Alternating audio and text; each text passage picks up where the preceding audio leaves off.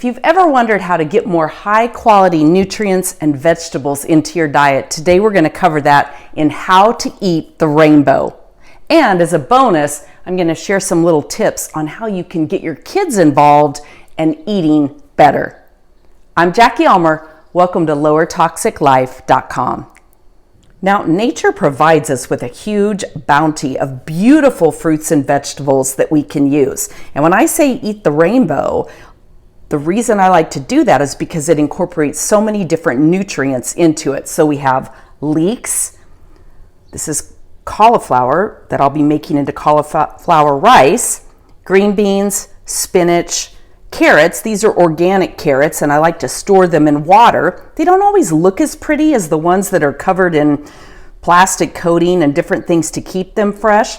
This is a tomato right out of my own garden, garlic, lemon, avocado, snap peas. Kids love snap peas, and as you'll see here, you can just teach them how to open it up and eat the pea right then and there. Red peppers, broccoli, sweet potatoes, different mushrooms, portobello mushrooms, onion, and then of course, cabbage. So speaking of the purple cabbage, a great thing that you can do is take your kids grocery shopping with you.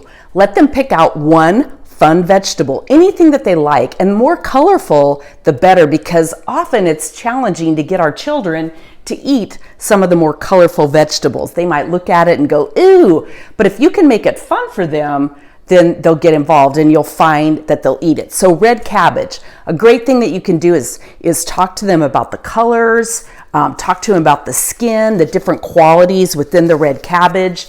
Depending on the age of your child, you can get them involved in slicing and dicing. You can teach them how to cut it up really finely. You can break off a little bit of it raw, have them taste it, talk about the crunch and the flavor and the texture of it along with the color.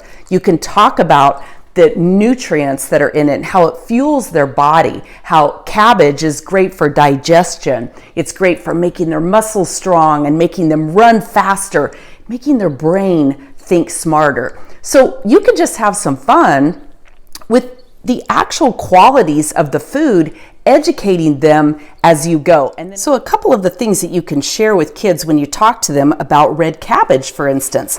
It's filled with vitamins, minerals. It's got lots of fiber, which helps them with digestion. It's got antioxidants. And just so you know, and can even talk to them about, it reduces the risk of cancer, heart disease, and high blood pressure. And it's great for the brain for a memory booster. Now, kids may not be particularly interested in that right now, but when you can talk to them about other things that it can do, it's powerful. You can dice this up, you can saute it. I love to use portobello mushrooms.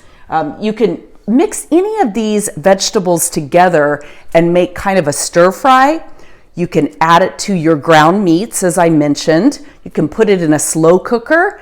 You can puree it and make it a vegetable type broth for soups. And one of the things that I like to do is I'll cook all of this up, mix it up with some canned tomatoes and make it into my marinara sauce for pasta and different things like that.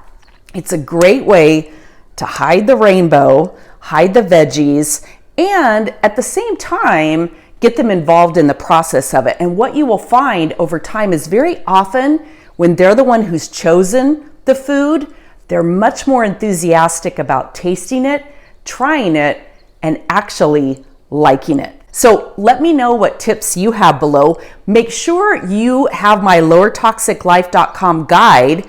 Go to lowertoxiclife.com, get signed up. I'm going to be doing some kids cooking classes to teach you how to get your kids involved, how to get them eating better and making great choices, not only when they're at your dining room table, but when they're out with friends and out in restaurants. I'm Jackie Almer. See you on the next video.